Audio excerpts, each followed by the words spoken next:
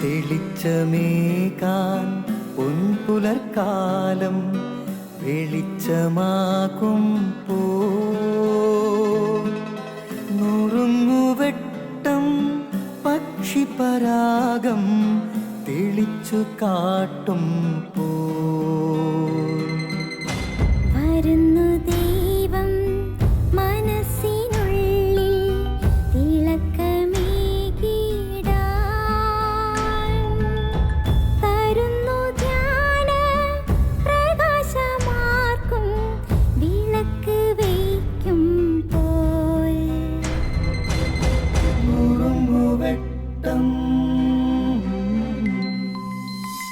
ഇറങ്ങിടട്ടെ ഹൃദന്തമെല്ലാം യുഗപ്രകാശത്താൽ മറഞ്ഞിടട്ടെ മനാന്ധകാരം യുഗപ്രസാദത്താൽ നുറുങ്ങുവെട്ടം.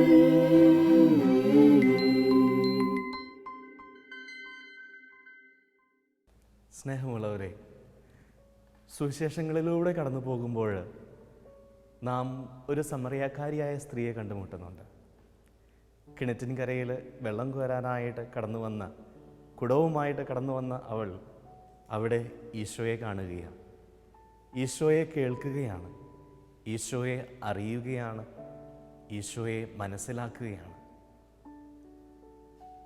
അതിനുശേഷം ഒരു മനോഹരമായിട്ടുള്ളൊരു ദൃശ്യം അവിടെ സുവിശേഷകന്മാർ എഴുതി വയ്ക്കുന്നുണ്ട്. തൻ്റെ ഗ്രാമത്തിലേക്ക് താൻ അറിഞ്ഞ, താൻ കേട്ട, താൻ മനസ്സിലാക്കിയ ആ ഈശോയെക്കുറിച്ച് പറയാനായിട്ട് പോകുമ്പോൾ താൻ കൊണ്ടുവന്ന ആ ഒരു കുടം അത് കിണറ്റിൻകരയിൽ ഉപേക്ഷിച്ചിട്ടാണ് ആ സമറിയാക്കാരി സ്ത്രീ തൻ്റെ ഗ്രാമത്തിലേക്ക് മടങ്ങിപ്പോകുന്നത്. സ്നേഹമുള്ളവരെ, ഈശോയെ എനിക്ക് അനുഭവിക്കാൻ സാധിച്ചു കഴിഞ്ഞാൽ, ഈശോയെ ഞാൻ മനസ്സിലാക്കി കഴിഞ്ഞാൽ പിന്നെ ഒരിക്കലും എനിക്ക് ആ ഒരു പഴയ മനുഷ്യനായിട്ട് തുടരാനായിട്ട് സാധിക്കില്ല. സമറിയാക്കാരിയായ ആ സ്ത്രീയുടെ ജീവിതത്തിലും സംഭവിച്ചത് ഇതുതന്നെയാണ്.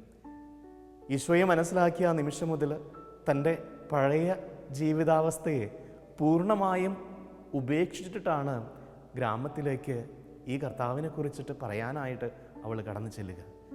അവൾ അവിടെ ക്രിസ്തുവിൻ്റെ ഒരു സാക്ഷിയായിട്ട് മാറുകയായിരുന്നു.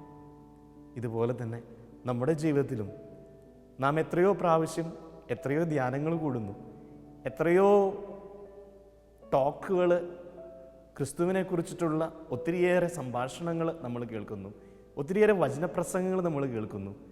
പക്ഷേ നമ്മിലൊക്കെ ഉണ്ടാകേണ്ട ഒരു മനോഭാവം ഇതല്ലേ?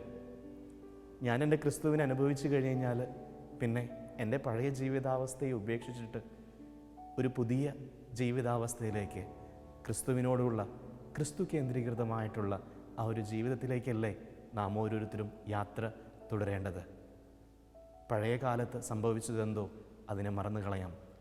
പാപിയായ ഞാൻ എൻ്റെ പഴയ ജീവിതത്തെ ഉപേക്ഷിച്ചിട്ട് എൻ്റെ ക്രിസ്തുവിന് വേണ്ടി ഞാൻ ജീവിക്കാൻ തുടങ്ങുമ്പോൾ അവിടെ ഒരു വിശുദ്ധൻ ജനിക്കുകയാണ്.